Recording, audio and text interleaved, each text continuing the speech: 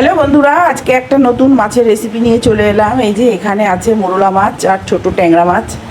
এই মাছগুলো এই কলা পাতায় নিলাম, তাতে আলু কুচি, পেঁয়াজ কুচি, টমেটো কুচি, কাঁচা লঙ্কা কুচি সব দিলাম, তাতে জিরে বাটা, কাঁচা লঙ্কা আর আদা, কাঁচা লঙ্কা দুটো, আদা আর হচ্ছে একটু সামান্য সর্ষে এই পেস্ট দিলাম। তারপরে লবণ দিলাম 1 চামচ আর হলুদ দেবো 1/2 চামচ।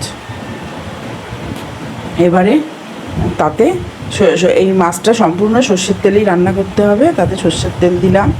এবারে মাছগুলো এইভাবে ভালো করে মাখিয়ে নিতে হবে, তাতে অর্ধেক টমেটো কুচি আছে।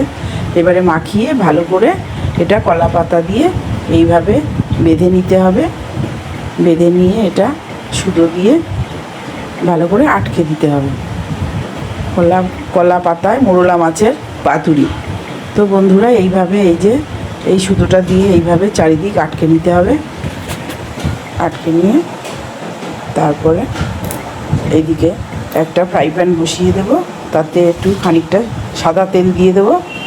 তারপরে এই মোরলা মাছের এই কলা পাতায় মোড়া পাতুরিটা ওর মধ্যে দিয়ে দিলাম। এবারে এটা আস্তে আস্তে ভাপে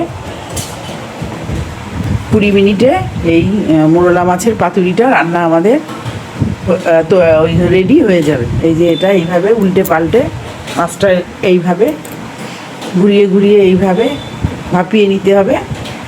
তা এই যে আমাদের পাতুরি হয়েই এসছে। এবারে এটা নামিয়ে নেব বন্ধুরা।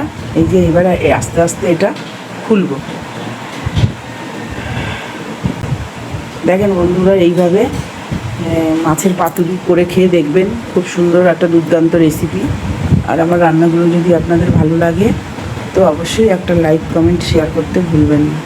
রাধে রাধে, ধন্যবাদ।